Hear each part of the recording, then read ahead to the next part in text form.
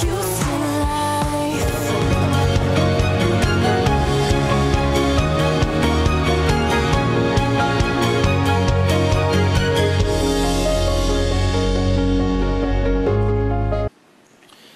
An update downstream to Derry Ashford. Southward, primarily in drainage ditches. Levee. Hopefuls throughout today's show. But first, while much of our city was underwater during Hurricane Harvey, one man became a very familiar face in our city. He worked around the clock to provide the latest weather and flood information to Houstonians. You probably saw the briefings. We showed a clip just now. You saw him day after day wearing the same clothing because he was not sleeping at all. Many Houstonians credit him with saving lives. He is Harris County Flood Control District meteorologist Jeff Lindner, and he is joining us now.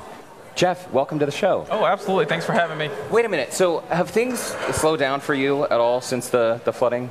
A little bit, but there's a lot to be done. There's a lot of documentation we have to do, going out and doing a lot of field verification of stuff. So we've been working on that. And then there's tons of presentation requests coming in now that we're working through.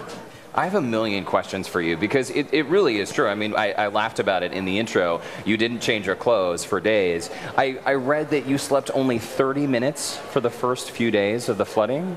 Yeah, during the first few days, it was cat naps here and there in chairs in the Emergency Operations Center. There's just so much going on. What I've learned is 30 minutes or an hour here in a shower will get you a long way, and that's what worked for me. Not everybody's cut out that way, but that's what worked for me. Are you a coffee drinker? I'm not really. I tried to limit myself to 1 cup a day in the morning just to get me going, but that was about it. I would imagine, I mean, of course, like Channel 2 and a lot of the news stations, we did wall-to-wall coverage, and people are sort of running on adrenaline. Did you ever hit a wall, though? Did your body finally ever just give out and crash? I never hit a wall. What was interesting is if I slept more than a couple hours, I felt pretty groggy when I got up, so I limited myself to those smaller naps. But no, I never hit a wall, and there was just so much going on with Harvey that the adrenaline was certainly there. You know, I went 47 hours straight with Hurricane Ike without sleep, so I know I could do it. I'm 10 years older now, so it definitely was a little bit different, but yeah, so it all worked out in the end. Is there part of you, I mean, a lot of our viewers out there, by the way, you may have seen the GoFundMe fundraiser. People took note of what you were doing, and they said, get this man a vacation. He needs some time off. That account now has more than $21,000 in it. You're donating. You're not going to take a vacation. You're going to donate that to Harvey flood relief. Right. Actually, just this morning we were able to set up a fund that we were going to put that money into, and additional people can give to that. And I'm going to start passing that out probably in the next week or so. I'm going to go directly to people in the neighborhoods and pass it directly to that. And I'll put that on Twitter so people can see where their money's actually going. That's great. That's been a lot of questions for people who have given money to organizations is, where is my money actually going? And you'll get to see that on Twitter. Were you surprised by the response, though, to your work? Because, I mean, it must feel good that people want to send you on a vacation. People really recognized you for the work that you did. Did it surprise you?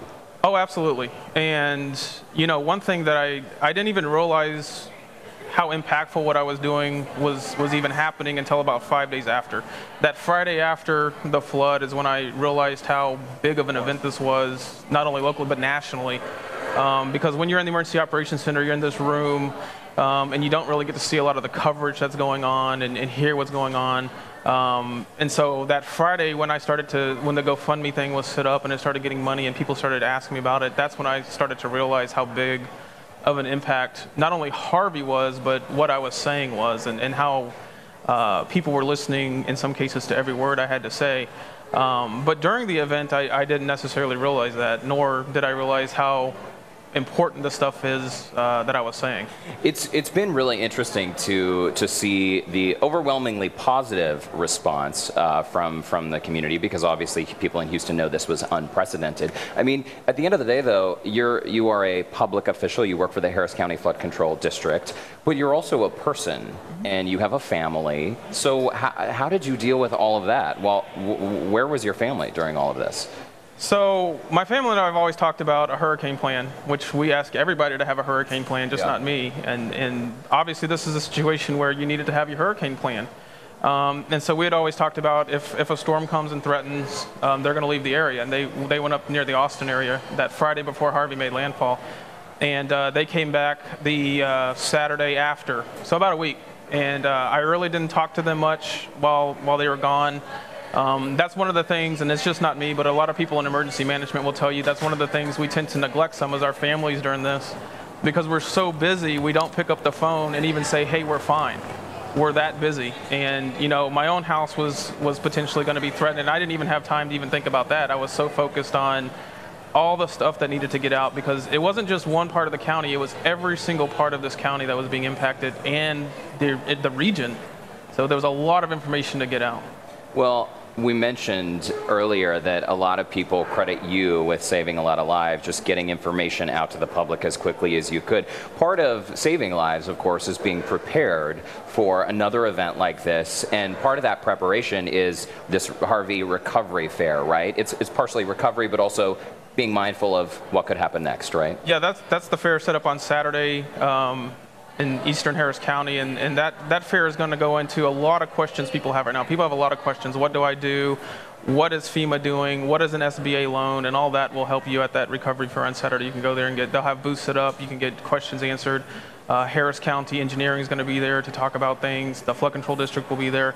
So that's kind of a one-stop shop, so you can get a lot of your questions answered. And then there's also the FEMA disaster recovery centers all over the region, where if you need assistance, you can go there, and that's where you can talk directly to a FEMA agent, and also the SBA loan process starts there. Very helpful right there on the ground. So just as a quick recap, that event, that's the Harris County Harvey Recovery event. It's happening at Houston Community College Northeast, Saturday from 9 to 4, Sunday also from 9 to 4. All the info there you can find following that handle at HCFCD. Jeff, thank you so much for stopping by, Jeff Lindner. And in the meantime, if you want to know what Jeff is up to, or if he will finally take a vacation, you might want to follow him on Twitter. You can find him at Jeff Lindner1. So thank you again for stopping by. Thank you. All right, and still ahead, we got so many audition tapes for the co-host search. Does this crew have what it takes?